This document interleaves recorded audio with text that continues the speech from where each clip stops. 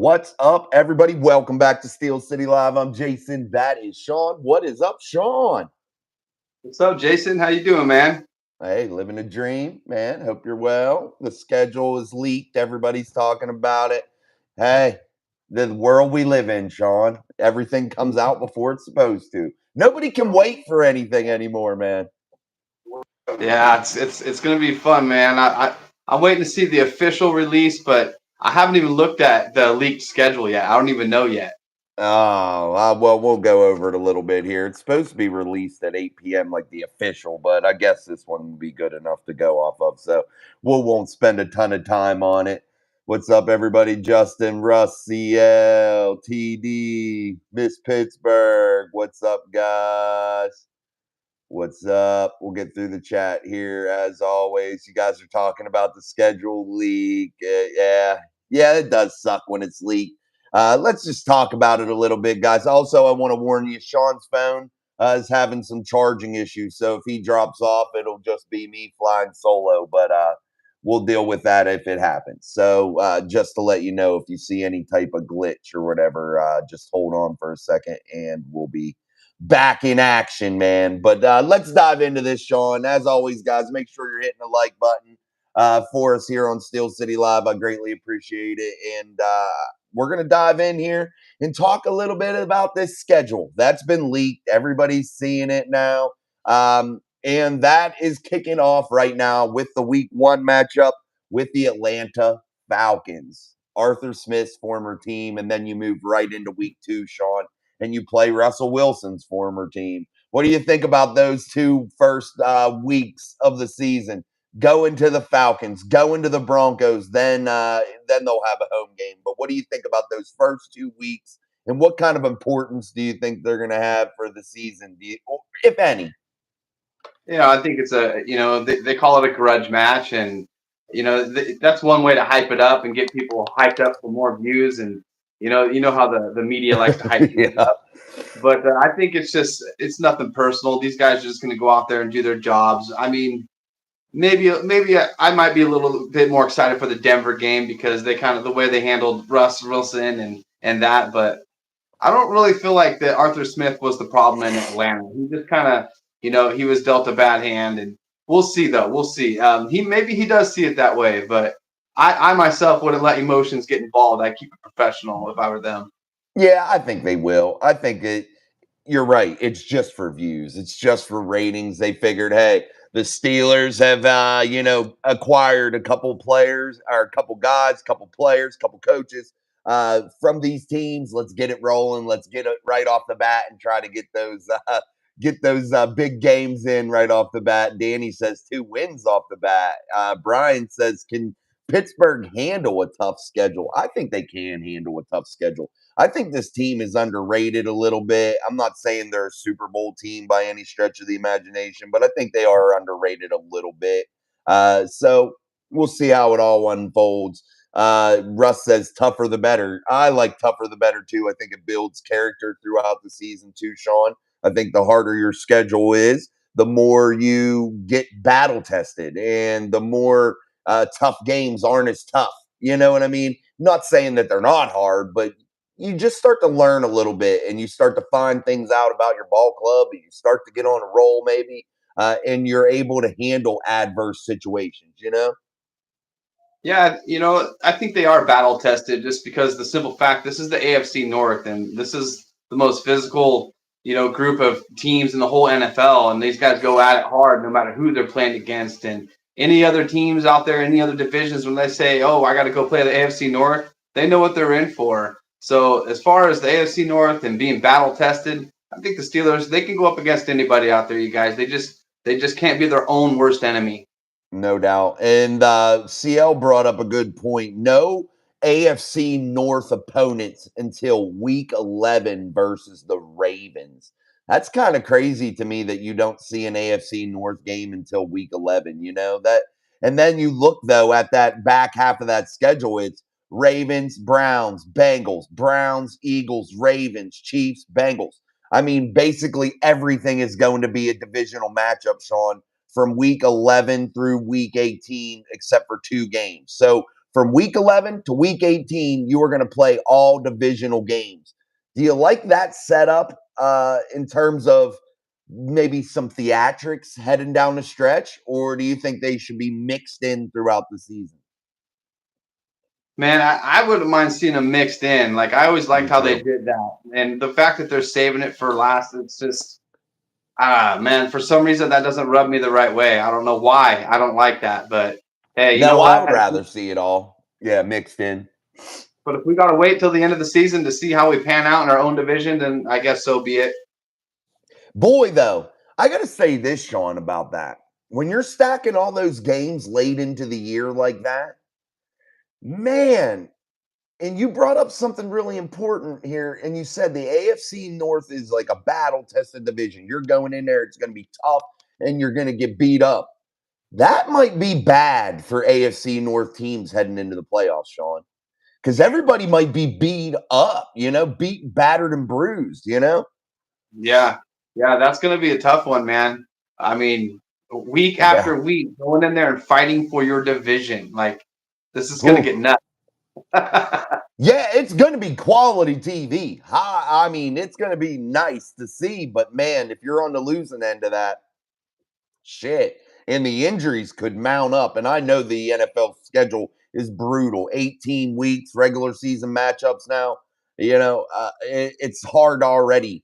And then you're adding in this variable of a million freaking divisional opponents. That is absolutely crazy, man. No Yeah, doubt. Second half very of the interesting. season going to be absolute gauntlet. Yeah, you're right about that, CEO. Go ahead, Sean. Oh, I was just agreeing with you.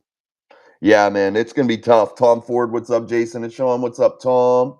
It makes sense to tank this season. Brian White, uh, I wouldn't tank. I never would. I'm never into tanking. I don't know about you, Sean. I don't care how desperate and what you're looking to get. I let fate handle that. In my opinion, I think tanking is bad. I think it's poor sportsmanship. I think it's just something that I wouldn't be into doing. That's just my personal opinion. I'm not saying anybody's right or wrong, but and Brian brings up like to get Arch Manning.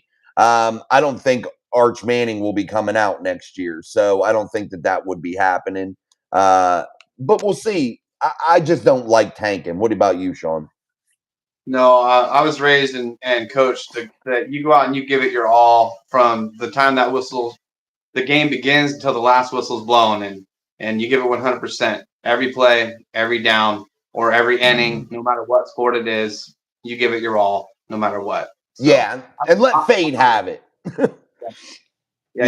you got to go out there. Like you got to have a sense of pride in yourselves. You know, you might be, you lose half your roster and you don't really stand a chance. Well, that's the time for you to shine yourself as a player. And just go out there and show that you can step up in these heated moments and fill some shoes if needed to be. Yeah, and if you get into this tank mode, I think it ruins cultures too, Sean. I think it would like set a culture back sometime, where you look at the Pittsburgh Steelers and you look at maybe how this culture's set up and how winning is of utmost importance.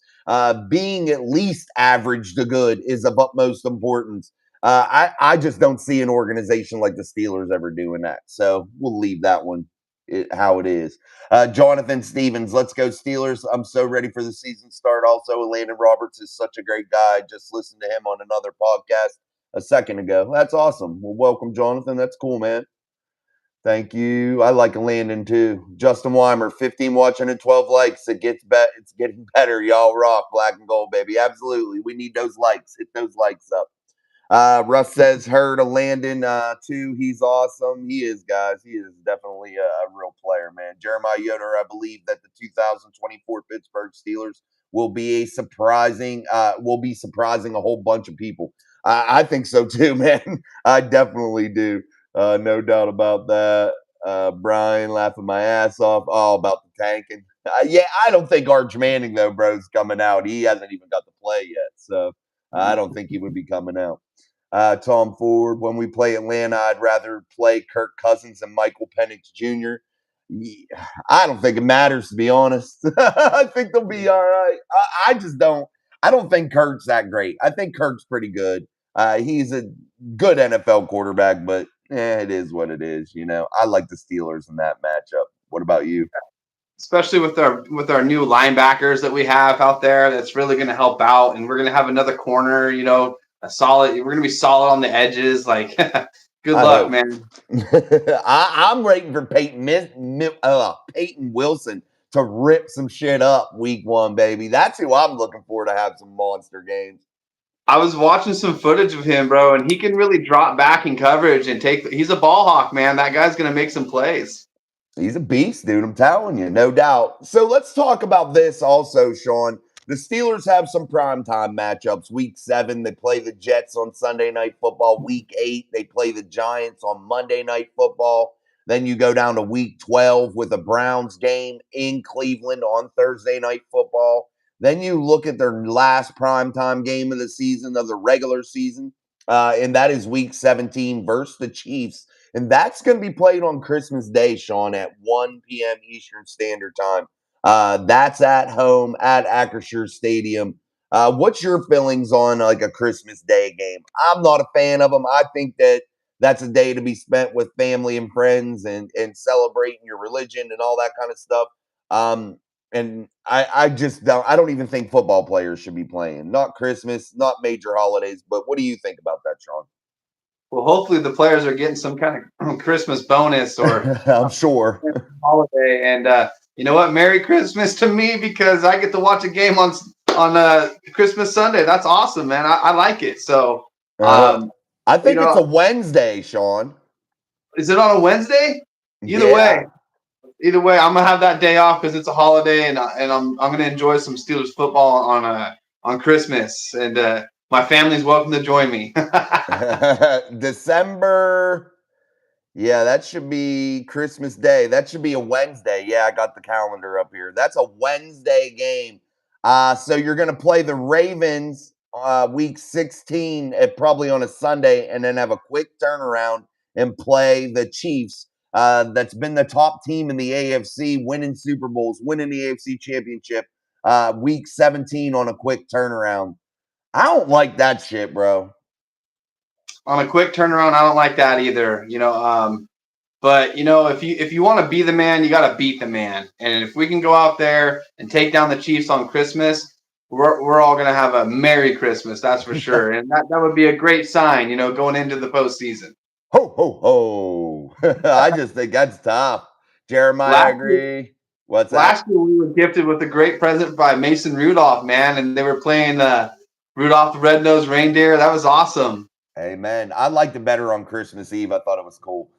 John Edinburgh, division games could be better for the rookies to gel. I think division games mean a lot. That's why I like to see them sprinkled throughout. And I don't want to see the beat down that these teams are going to just beat each other up, man. And it's going to be tough for an AFC North team getting into the playoffs because you're going to be just so beat up when you are. I think a lot of them will make the playoffs, but I think you're going to be very beat up after that gauntlet of games. Chiefs on Christmas, only on Netflix. It's all about the money. Well, there you go, Sean. You have to have Netflix. That's from Danny George if you want to watch Chiefs Steelers on Christmas Day. Ain't that some crazy shit, huh? That is crazy, but hey, good thing I got Netflix. So Yeah, me too. But still, dude, it's bullshit. Because yeah, honestly, everybody don't got money to just freaking burn, dude. And everybody don't got money for extra things. And what made football such an appealing sport, such a fun sport to watch, was that everybody could watch it. All you had to do was have basic cable or go down to your local pub, have a beer, watch the games. But now it's like, oh, you got to pay all this extra money to watch certain games, playoff games, high profile games. I think the NFL is getting a little too greedy, Sean. I personally think that. yeah, it's unfortunate that eventually we're gonna have to watch games with by streaming. It's all coming down to that. We're gonna have to use a different streaming app for a different game. Like it's just they're gonna divide it all up, and it's gonna get annoying for sure. I look for every team to have like their own network before it's all said and done. Every single team to have their own shit to where they have like constant content for on these channels to where like you pay for each individual team. I'd really truly look for that shit to happen. Justin Weimer, it's like they want us to lose. That's why we're going to prove them wrong. We got this shit as long as we stay somewhat healthy. That's the key, guys. Staying healthy, man. What's up, Nathaniel? The end of the year playing KC kind of sucks. That's from Tom. I agree. Russ should be divided up 4 North in the first half and 4 North in the second half. I think you're right about that, Russ. Definitely, no doubt about it. It's got to be broke up. I think this is absolutely craziness. What's up, Miss Pittsburgh? Wave that towel. What's up, Nathaniel? For the record, Pitts will go 7-10. Nah, I don't think, Brian. I think it's more like 11-6 is my prediction. But now, Sean, we have the schedule. Do you have it in front of you? No. All right. Well, I I'm going to read it to you real quick, and then we're going to give our way too early predictions part 2, guys. So this is a way too early thing, but now that this schedule's out officially, we're going to talk about what we think their record's going to be now. All right, guys, before we do this, make sure you're hitting that like button for us on Steel City Live. I'm Jason, that's Sean. Also, next week, we're going to be joined by Noah Strackbine from All Steelers Talk, so look forward to that one. Also, then Sean will be joining us the following day on Thursday, so an action-packed week next week, and we're finishing up this week. So, again, guys, if there's any glitches, Sean was having a problem getting his phone charged up right. So if something happens, just stay on the chat, and we'll be right back. So that's just in case. All right, Sean, let's go. Week 1, the Falcons. That's it at Atlanta. Week 2 at Denver. Week 3 versus the Los Angeles Chargers. Week 4 at the Colts. Week 5 versus the Dallas Cowboys. Week 6 at the Raiders. Week 7 versus the Jets on Sunday Night Football. Week 8 versus the Giants on Monday Night Football. Week 9 is their bye week. Then week 10 at the Washington Commanders. Then week 11 versus the Baltimore Ravens at Heinz Field. Week 12 at Cleveland for Thursday Night Football. Week 13 at Cincinnati. Week 14 versus the Browns at home. Week 15 against the Philadelphia Eagles at Philly. Week 16 in Baltimore. Week 17 at home versus the Chiefs. Week 18 at home versus the Bengals. I'll give you a second to digest that, Sean. But as I look at this, guys, this is going to be a major gauntlet for this Pittsburgh Steelers team to run. You look at these teams in the front half: Falcons, Broncos, Chargers, Colts, Cowboys, Raiders, Jets, Giants. I think that's where the Pittsburgh Steelers could have a fairly decent record going through the first 8 weeks, getting to that bye week, Sean. I predict the Steelers to have a fairly decent record through that time. But I think the back half of this schedule is an absolute nightmare, dude. You're looking at a team that played in the Super Bowl not long ago in the Eagles and lost to the Chiefs, back-to-back Super Bowl champions in the Kansas City Chiefs, one of the AFC's best teams in the Ravens, the Bengals with Joe Burrow, the Browns, and the shit-stained Browns. I ain't never worrying about the Browns, baby. But anyway, I'm going to give my record prediction here, and this is going to change slightly. I picked before 11-6 as the Steelers' record in 2024 regular season. I am now going to pick the Pittsburgh Steelers now. Their record, I'm going to drop that back down to another 10-7 performance for the Pittsburgh Steelers. And the only reason I say that is because this schedule the NFL put in front of the Pittsburgh Steelers is an absolute nightmare from week 8 or from week 10 on. That's just my prediction. Sean, what about you? What do you think is your too early prediction now that you've heard the schedule and how it all plays out? It's funny you dropped down one more loss in the win column. I'm going to do the same. I'm going to go 11-6. I was at 12-5. I'm going to drop it down 1 to 11-6 now. And I still feel good about it. I almost stuck with I'm going to stick with my number 12-5 because I always believe in my first instincts. That's always usually like it guides me the best. But, after, like you said, with the whole AFC North at the end of the season, that's going to be hard. And that changes things for sure. So I'm gonna go down to 11-6. There you go, guys. Those are our 2 early predictions. Don't bank on them. Don't beat us up over them. Those are just our 2 early. As we get closer to the season, as we start to see this team come together and gel, as we see them in preseason games and things of that nature, we'll give you a more informed, a better prediction. Predictions are something you can just wipe your ass with anyway, but they're fun to do. Those types of things. So, good deal. Sean says 11-6. I say 10-7. John says, I am going to have to come out of retirement to pay extra for streaming services to get my weekly bleeding ulcer. Good shit, John. Good shit. Russ says Steelers are too proud to tank. Big Stretch. What's up, Sean? What's up, Jason? How's everyone doing? What's up, Big Stretch? Justin says I'd be happy with every other game, a divisional game. Yeah, that'd be cool. Tanking is not the Steelers' ways from Brian. Let's go. Dolphins. Come on, Tan. Come on, bro. We still like you, though. Brian says, I predict we win a playoff game. I think our hardest games will be at home. Russ says Kirk has a hell of an agent, gets him some big bucks, no doubt. CL, Xmas is on Wednesday, too. Yeah, no doubt, guys. Hold on. My chat is getting all fucked up again, Sean. Hold on. Excuse me, guys. Guys, my chat went to the bottom. If you had something in there you really wanted me to see or you really wanted us to talk about, please put it back in there. Larry Markley, that's where I'm at now. 11-6. Brian says demand Tomlin to win a Super Bowl or get fired after the season. I wouldn't go that far. Miss Pittsburgh says 10-7, Sean. Russ says health of team scares me in the second half. Me too. Tom Ford says at least when the Steelers play KC is at home and we don't have to keep seeing Taylor Swift. But we will see Taylor Swift. She'll be in Pittsburgh then. Damn, bro. Keep that Chief shit down the road, bro. I hate it. I hate it, bro. For real. All right, guys. Make sure you're hitting the like button for us as we are trying to get through there. Some nights the chat is busier, guys. So forgive us if we don't get to every single comment. But make sure you put it in there still. We'll try to get to every one of them. But sometimes it does get quite hard to do. Justin Weimer says 13-4, maybe 12-5. So hyped about the Christmas game at Steelers for life. We will need to rotate a lot of players to stay healthy. Mikey Reed, who has the franchise tag this year, nobody's been franchise tagged for the Steelers.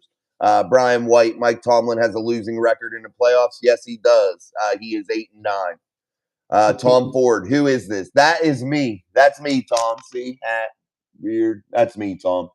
Sean's the one with the surfboard. Brian White, plus it's time to make the offense a top 5.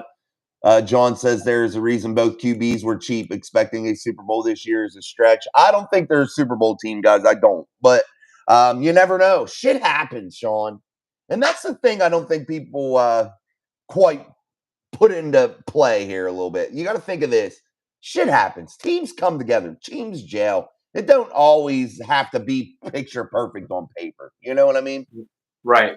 That's right. I also saw in the comment earlier, I wasn't sure who said it, but I want to bring it back up. Somebody said, oh, that means that you think, and I was talking about the Steelers beating the Chiefs at home during Christmas. And it says, oh, that means you think the Steelers have a top 5 offense if you think that the Steelers can beat them. And it doesn't necessarily mean that to me. It means I believe the Steelers have a good enough defense to contain Mahomes. I believe that we got some good help coming in to help out with Mika Fitzpatrick and Joey Porter Jr. to help shut down the pass game a little bit more. I think Patrick Queen's going to bring a lot to the table on shutting down their run. And with our new addition with Wilson out there being a ball hawk himself, it's a whole different game now. And we got TJ Watt and Highsmith and Herbig and all these guys putting pressure, controlling the edge. That's going to be a tougher game for the Chiefs than anybody thinks. And that's my belief. I think the Steelers are built to win. We're built to win now, and it's going to be an awesome season. I have a lot of faith in these guys. And, I'm not saying we have the best offense. I'm not saying that. I'm just saying we're the best. Like, we're a very well-rounded team with some depth this year. So I'm feeling good about it. Yeah, I think what Russ says, depth too, rotating players, what you just said, depth. I think that's going to matter the most. Oh, you are Steelers. John's Steelers freak. John Edinburgh is Steelers freak. Okay. I didn't know you had 2 accounts. Sorry. But yeah, man, depth is going to matter the most here, man.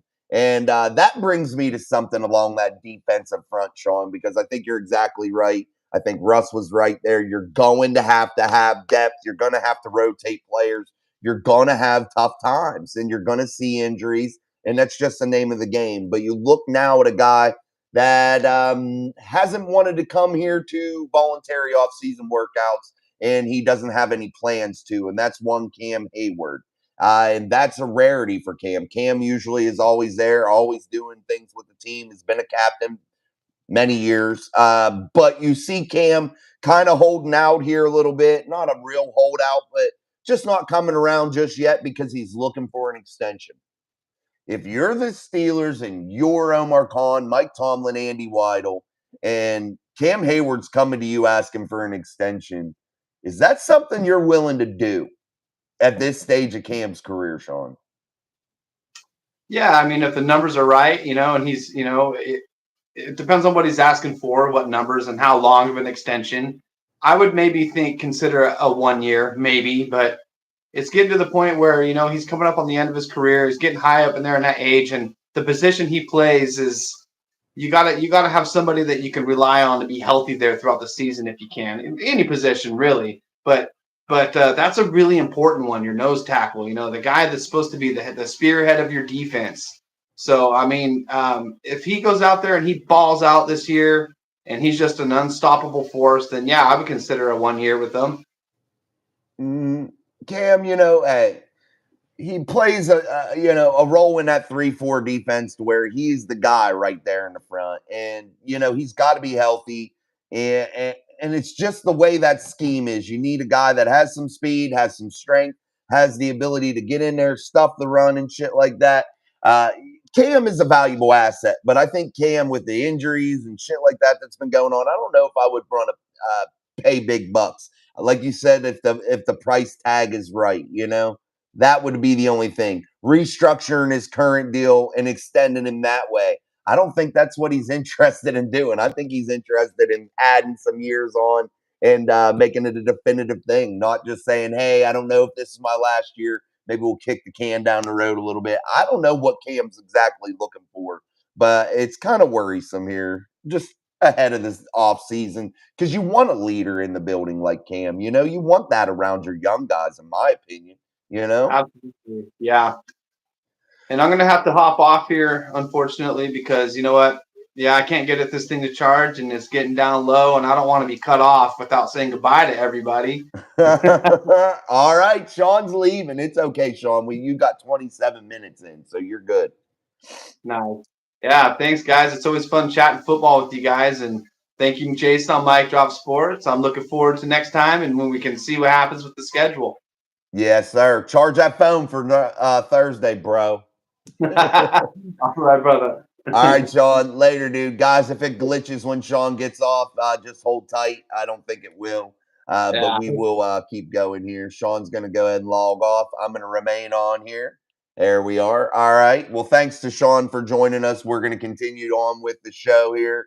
I'm going to fly solo. Patrick Papa, great show. Let's go, Steelers. We bleed black and gold.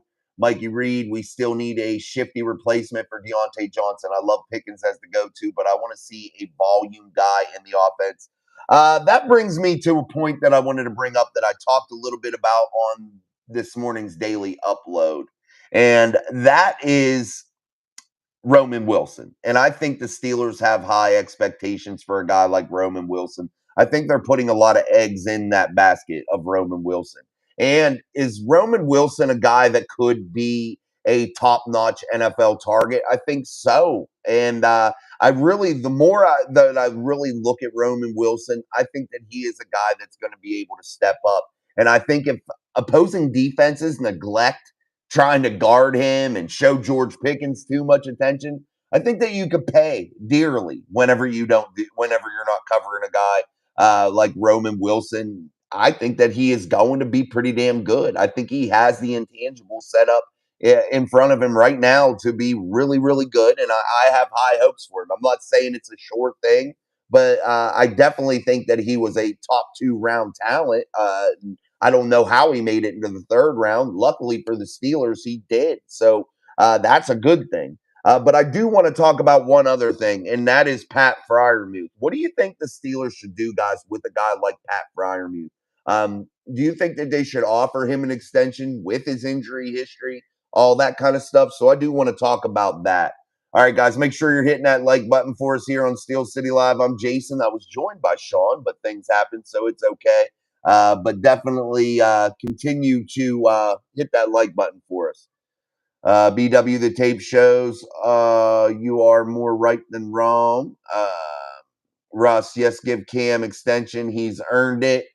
But are you giving him an extension, Russ, off of what he's done in the past or what he can do going forward? That's the question you have to ask yourself.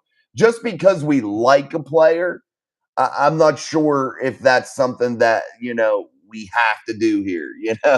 Do we give a guy an extension just because he's been a solid dude? And he has. Cam has. He's a Steeler legend in my eyes. I think Cam Hayward is amazing on and off the field. One of my favorite Steelers. And you look at Cam's ability to be a leader, that's second to none. But you got to pay these guys for what they're going to do in the future. You're not paying them because they were cool to you, good dudes, or gave you a lot of good years. You're paying them because you think they still got something in the tank. Donald Brown, let's go Steelers this year. The unpredictable. This is Donald Brown, the third offensive coordinator of the greatest Steeler nation in the world. Oh, what's up, Donald? Zachary Garcia, what's good? What's up, man? Brian White, of course, I'm right. Pretty sad. Most people can't see it. What do you write about, Brian? I didn't catch it. Sorry. The chat's moving quick sometimes for me. Mikey Reed, I like Wilson too, and or Austin. Yeah. Austin, guys, I'm not sure if Calvin's going to be able to get a ton of opportunities. And I know a lot of people, including myself, have a lot of high hopes for Calvin Austin. And I'd love to see the kid succeed. The young man succeed. I definitely would. I think he has a good skill set. I just don't know if his body type fits well enough inside of the NFL. That's just my opinion there. I know some smaller players have succeeded before. I know that. There's been many.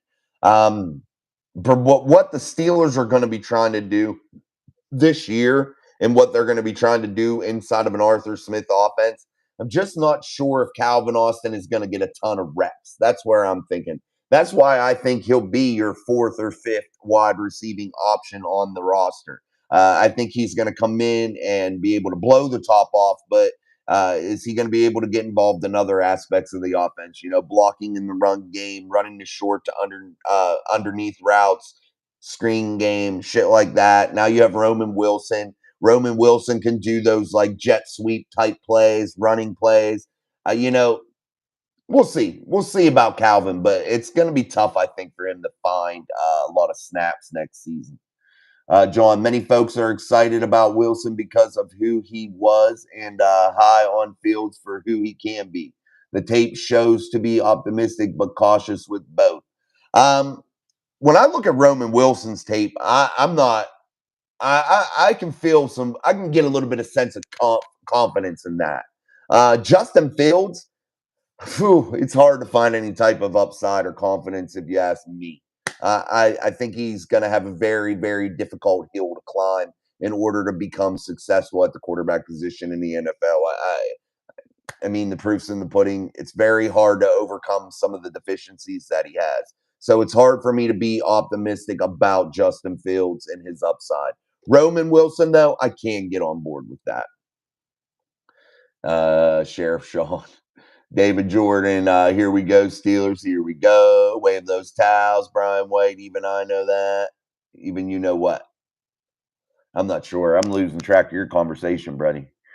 Chip Prods at the top right corner, hit the three buttons and then the like. Yeah, that's how you hit that like. Yeah, there's top three little white buttons up at the top, three little white dots. Hit that. It'll drop down, hit the like. Or you can just back out of the live chat, hit like, and come back into. Vet minimum, Mikey Reed. Vet minimum on Pat, solid but injury prone. Are they gonna unleash D Washington? I don't think that Pat's gonna sign a deal for a vet minimum, Mikey. I just don't think so, and I think that he could go somewhere else and get the money that he wants. I'm not sure if he would get quite the amount that he wants, but he'll still get paid more than the vet minimum. Pat is injury prone, though, very much so. He's been injured a lot, missed a lot of time. He has 4 years experience. Well, this is his fourth year. He's 6'5", 258 pounds, 25 years old. He had 308 yards last year on 32 catches and 2 touchdowns. That's not enough production out of the tight end spot there. I mean, that's very dismal. And you saw when the tight end is working and able to have a good game, what it does for a football team. You saw that in Cincinnati. It even made Kenny Kitten Mittens look good. Kenny Two Gloves, Kenny Kitten Mittens. He shined in that game. Couldn't score any damn points, but hey, it is what it is. 32 career games with 17 starts for Pat Fryermuth. 123 career catches for 1,229 yards. That's over 3 years, guys. 3 seasons to only have 1,200 yards. It's not exactly eye popping statistics. You know what I mean? That's just where we're at with us. And do they unleash Darnell Washington? Possibly. Maybe he does do really, really well. Does his skill set fit well in the NFL? I think it does. I would like to see a lot of 2 tight end sets this season with Pat, with Darnell. And I would like to even see 3 tight end sets because of the versatility of Connor Hayward running that H-back type role. You have Darnell and Pat on the edges in a 2 tight end set or loaded up, doubled up on the other side, and have Connor playing a wing back type position. I think that would be really hard for defenses to handle. I think that it would be a lot of big size. I think it would be a lot of power, guys that can run routes, guys that could be a bad matchup, and Connor Hayward on a linebacker or something of that nature. I think Pat could be a real asset in that aspect if he can stay healthy. And I think it's really hard to guard a guy like Darnell. And then you can really run out of that set. And you're still going to have a guy on the outside like a George Pickens. You'll have some options out of those sets. All right, Russ, I am high on Roman Wilson, very determined to win. And the best he's gonna be is number two, in my opinion.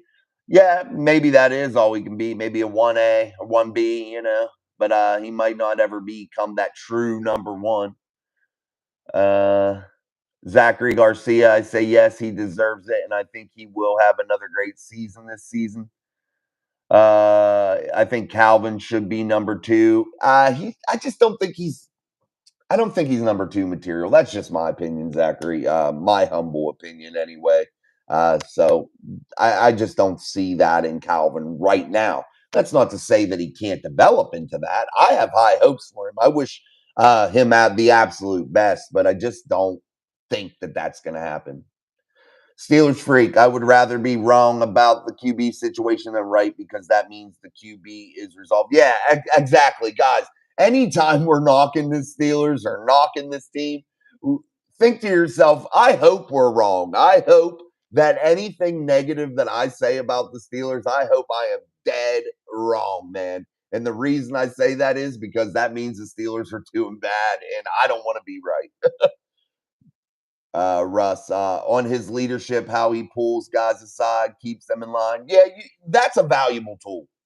Leadership is a valuable tool, and you do pay for that. And I'd be willing to pay a couple extra bucks for the leadership because I think it's important, especially having that around the young guys in that building, these rookies. You want them to be around those types of guys, Cam Hayward type guys, because that teaches them the Steeler culture. I don't like to say Steeler way, but the Steeler culture, in my opinion, on just being a quality dude on and off the field, being a hard worker, showing up every day, putting your hard hat on and your steel toe boots and going and kicking the shit out of each day. That's what you want to see from this ball club. And I think the leadership is important. What's up, D? QB issue. Yeah. Schedule is out. Yeah, it is out. Justin Weimer. Cam played hurt all last year and still gave us a pretty stellar performance. If he's healthy this year, which he will be, he's a beast. We give him a year or more. because he'll earn it.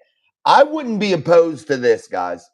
If Cam restructures his deal now and allows them to free up a little bit more money in case they want to make a wide receiver move, if Cam is willing to do that and they can add a year or two, like you're talking about there, Justin, and pay him a little bit less than what he's making now, I'd be okay with it. But I just can't see giving him a contract similar to what he has right now for the next 2 years after this.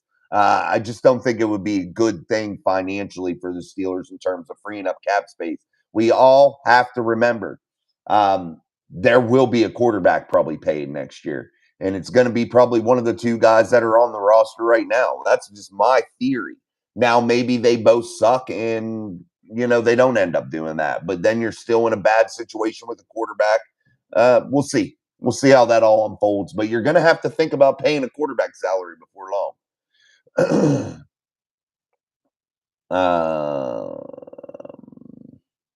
I don't like that.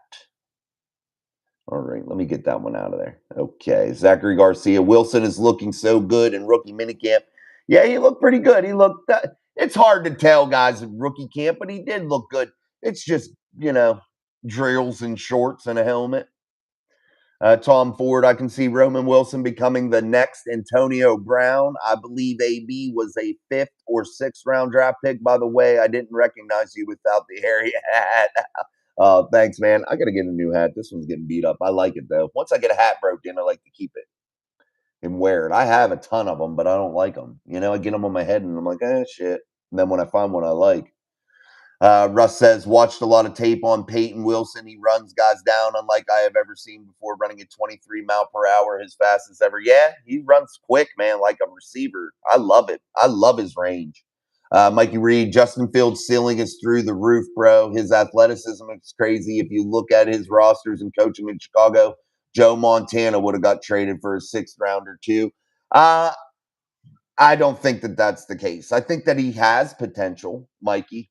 I do. I seriously think he has potential. But here's where I get hung up on Justin Fields: the ridiculous amount of fumbles. That's not a roster problem. The inability to see the football field from a quarterback's eyes in terms of vision, anticipation, being able to properly dissect a defense, being able to process that defense. That is not a roster problem. Maybe a coaching problem, but not a roster problem. I think that there's some issues with Justin that he really has to handle this offseason. And if he doesn't, he's going to have a really, really hard time for the rest of his career. So he needs to really take advantage of what he has here with Russell Wilson and try to learn a little bit. Hold on, guys. This damn chat. All right. Steelers free. John says P. Wilson has Lambert traits, body style, and brain. He can cover passes. I do like that. I like that comparison, Steelers freak. Russ says, I feel Russ Wilson has a much needed positive mindset. He's super hungry and in excellent shape. Jay Warren even said difference at quarterback is like night and day. Yeah, I think he has a lot of good leadership qualities, and I think he is a very good like man. And I think he does give his all, and he wants to work hard. So that is a positive thing. Let's all remember, guys, the relationship that Russell Wilson and Sean Payton had wasn't a good one, and the narrative got spun that it was all just Russ sucking. That's not the case. Turn the tape on, man. I mean, it wasn't, dude. He was 2 behind at the time, in passing touchdowns from the leader in the AFC. He's in the top 2 for touchdowns all season. Like, shit just went south. It is what it is. Maybe he does have some deficiencies, which everybody does, but give the dude a chance. We'll see how it goes. But I think he is hungry and I think he wants to do really, really well. So that could be a good thing. Brian White, who will the quarterback be in 2025? That's going to be a hard question for me to answer right now. I have to see 2024 play out or start to play out before I can really definitively give that answer. I just don't. I truly don't know, and nobody does. And if anybody acts like they do, they're kind of bullshitting you because nobody knows until you see exactly how this all plays out. Uh, All vets on D need a better rotation plan. It wasn't possible before because of the close games. That hurts in postseason. Yeah, they definitely got to be able to rotate here, especially in this back half of the season. You definitely have to be able to do that. Brian says he doesn't see Justin Fields in Pittsburgh. Yeah, I find it hard to see him here in the future, too. Russ says, Jason, I agree on 2 or 3 tight end sets for sure. They have talent for it. Yeah, I think they do. Brian White, there comes a time to rebuild, and the time is now. I don't think you have to do massive rebuilds to be good. I don't think so. You know this there's so many narratives spun by the national media and shit that tells you exactly how football teams should be ran.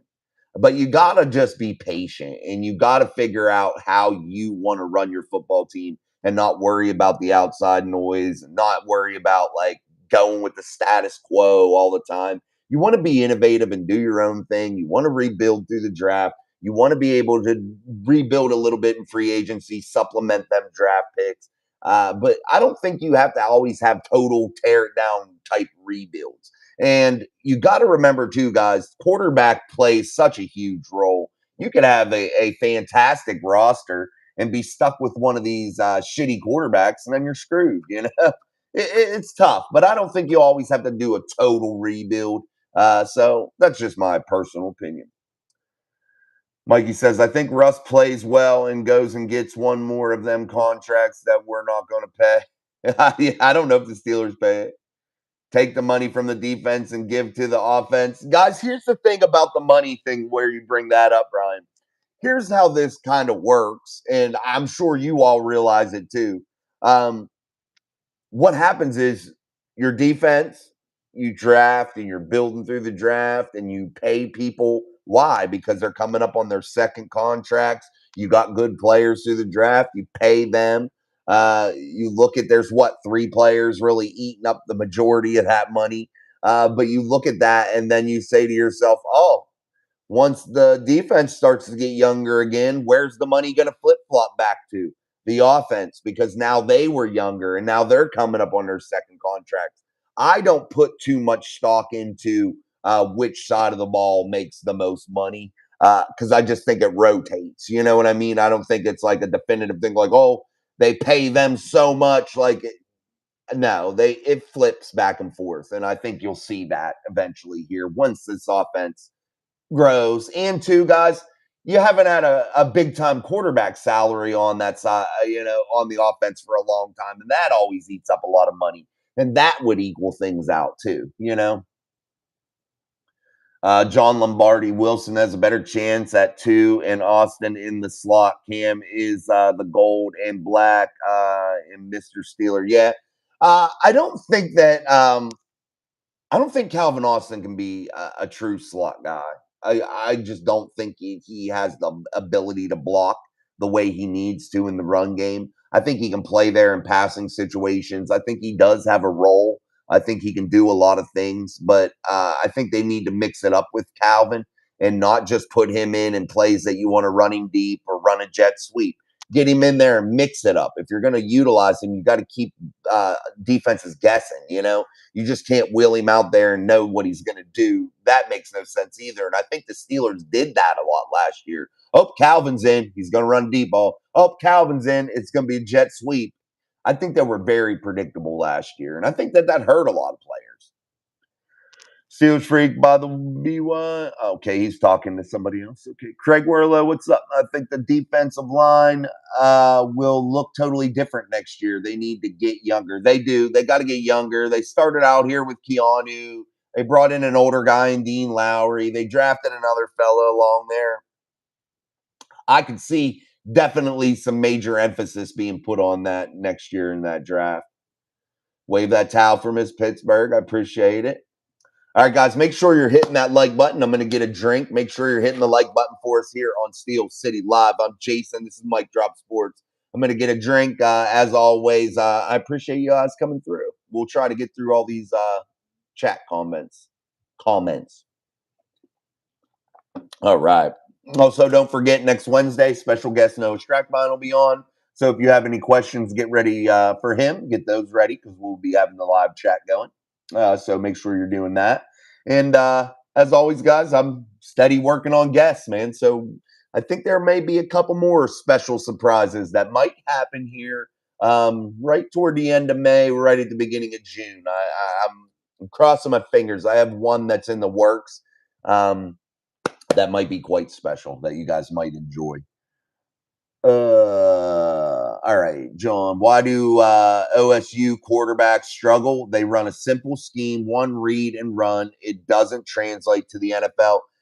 I've said that many times too. And you look at Justin Fields, what does he want to do? And you bring up a good point, Steelers Free. You're looking one read, you're running your action, one read. If it ain't there, what is he doing? Running, taking off. He doesn't know how to go through his progressions because he doesn't see the field.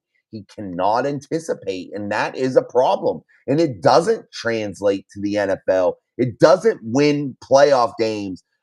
I'm telling you guys, run first quarterbacks in a pass happy league don't win championships. It's just the way it is. I wish it were different. I like to see quarterbacks taking off and having fun and being crazy. I love that. But you got to have a guy that knows how to get through his progressions, and he uses his athleticism last. He uses that whenever everything else fails. And then he has a full toolbox. But until that toolbox is full and you can look and see and dissect defenses, anticipate throws, throw players open, and really know how to get shit done, you're going to be in trouble, man. Mikey says on the field's evaluation, the fumble come from holding the ball, which comes from Chase Claypool being your best option. Yeah, but Chase Claypool was only with him a fraction of the time he was total time he was there. Chase was horrible. Yeah, it is what it is. You fumbles don't come from anything but your own self. Hold the football. You know what I mean? That's just where I am at with that. And he does have major issues there. He does have a high upside in terms of athleticism, but we can't all sit here and act like he's some stellar quarterback. You know what I mean? We just can't do that because it's not the truth. And we're only going to tell the truth here. D. Fields can run and throw with the best of them. The one thing he can't do is the one thing a quarterback must have, the ability to read the field. Spot on comment, D. No doubt about it. Frank. What's up, Frank? What's up? Oh, it's Mason. What's up, Mason? Hey, buddy. How are you?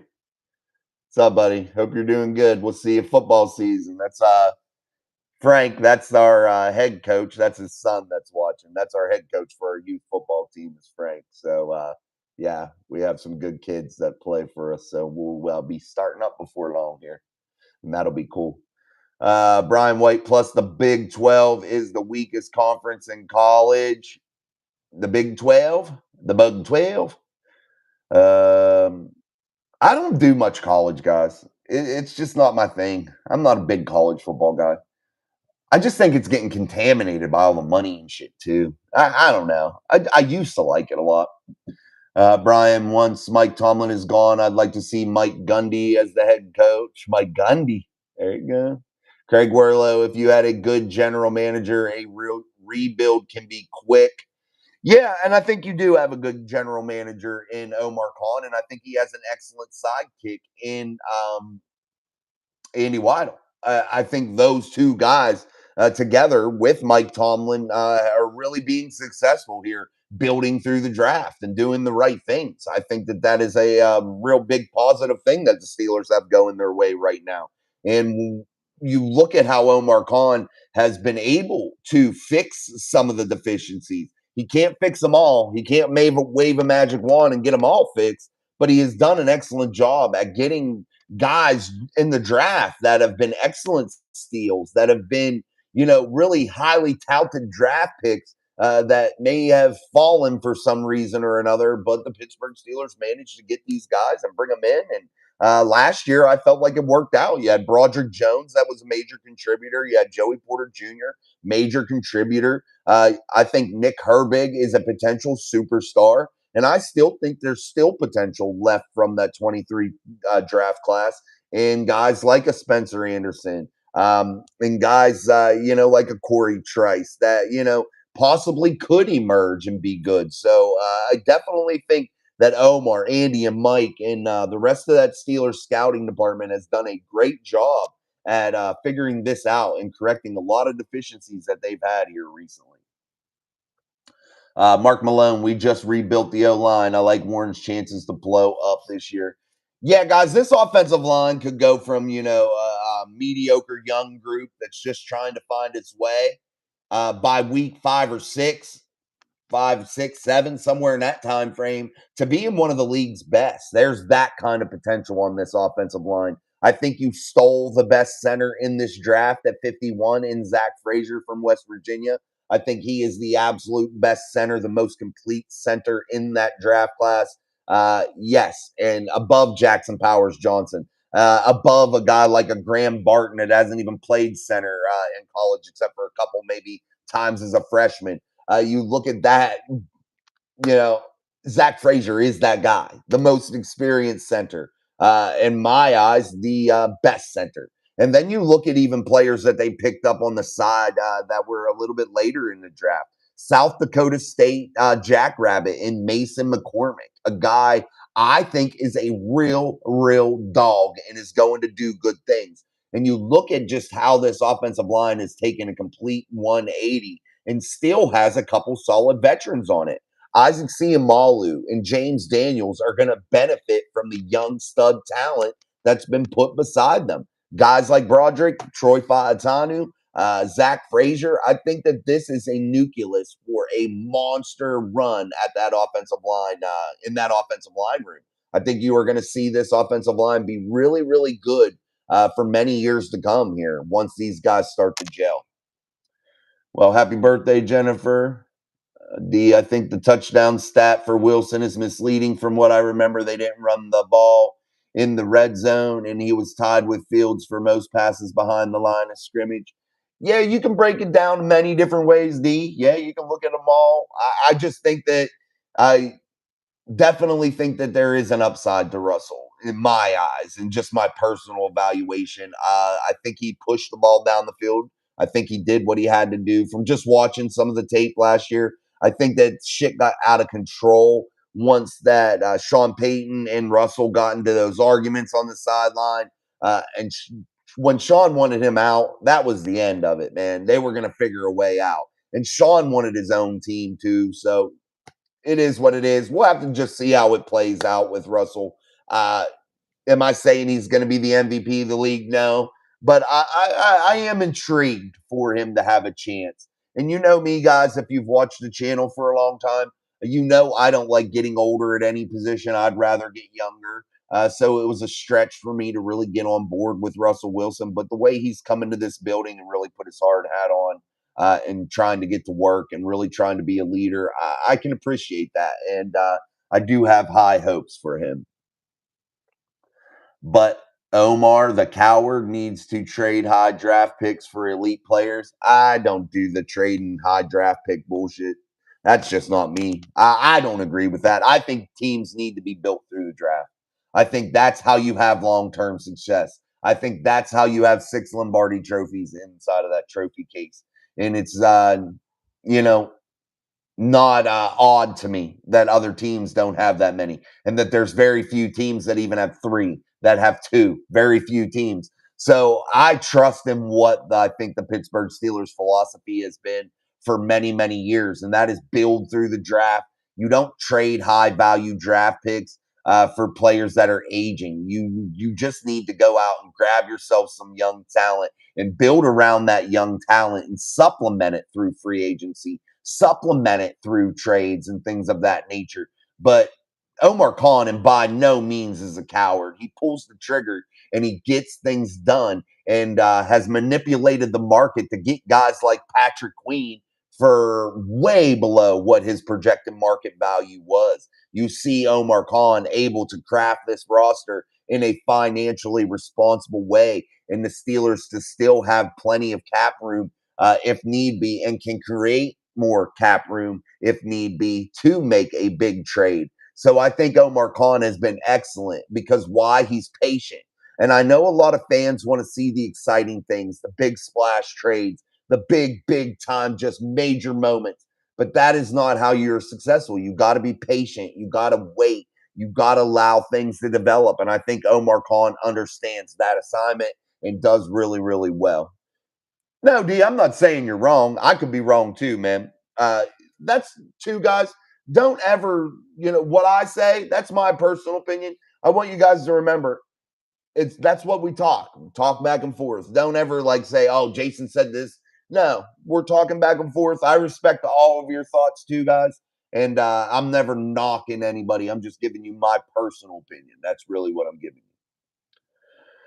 you. GM, his wind up and delivery are very long and slow. He can throw long, but it's hard to be accurate with that delivery.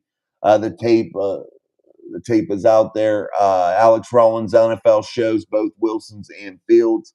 Yeah, there's a lot of tape out there you can go watch, no doubt. What's up, Hambone?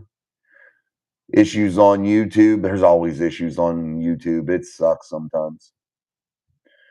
I've heard Tom House works with NFL quarterbacks. He could help Justin Fields. Justin really needs a lot of help, no doubt about that. What do you think of the Steelers' late part of the schedule? That's from Craig. I think it's going to be an absolute gauntlet, guys. I think it's going to be very, very, very difficult. And if you've been watching the show since the beginning, what I said earlier, I think that the Pittsburgh Steelers are set up for a really, really tough back half here. If you look at week 15, 16, 17, and even 18, you're going right there from the Eagles week 15 at Philadelphia, right into the Baltimore game in Baltimore, right back home to face the defending Super Bowl champs on Christmas Day on a short turnaround, and then right back into the jungle facing the Cincinnati Bengals. Oh, wait, that'll be at Acrisure Stadium. So, those are very, very, very difficult games, guys. And the Pittsburgh Steelers, if they come from week 10 to week 18 and they come out of that stretch, what, 3, 6, 9, there's 9 games there. If the Steelers can come out of that close to 500, I'd be really happy. I know it's impossible with 9 to come out 500. You're either going to be on the losing side or the winning side, one of the two.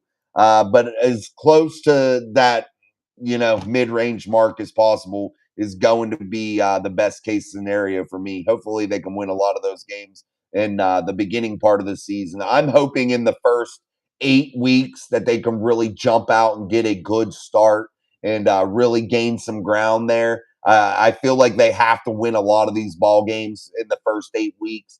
I could really see a situation setting up to where I feel like they got to go 7-1, 6-2 in that first 8 week period to really have a legitimate shot at making the playoffs. That's just the way this schedule sets up for me.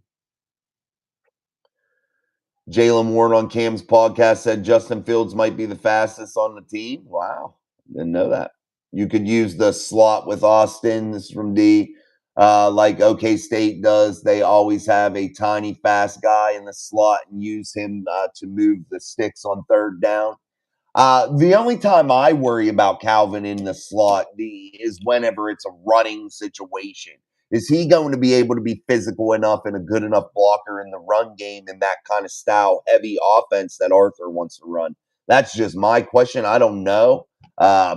Maybe he can. I hope he can, but that's something we'll just have to see as it develops. No, you could put the Cortland Sutton stuff to bed, guys. That's from Seth. Are we still getting Cortland? I don't. That ain't gonna happen. Cortland Sutton ain't gonna happen, guys. The situation just ain't right. We could just put that one to bed.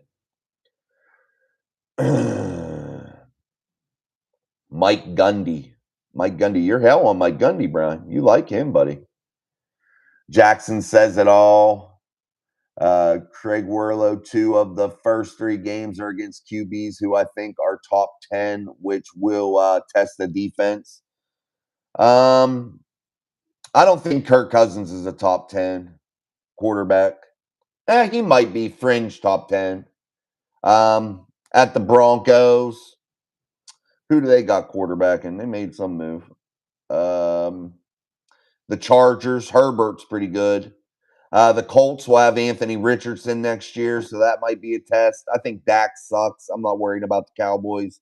The Raiders, they got a, we'll see about that one. The Jets with Aaron Rodgers, that could be tough. The Giants, could be tough, guys. All right, guys. I'm gonna have to. I won't be able to get through the chat here the whole way. I have my apologies on that. It was a little bit crazy tonight. We had a lot of chat comments, but the show's gonna wrap up here. We've been going for 65 minutes, so we have run out of time here today on the Steel City live show here on Mic Drop Sports. I'm Jason. Thank you for coming, though. I do appreciate it. Don't forget to get those Mic Drop Mafia memberships, 99 cents a month.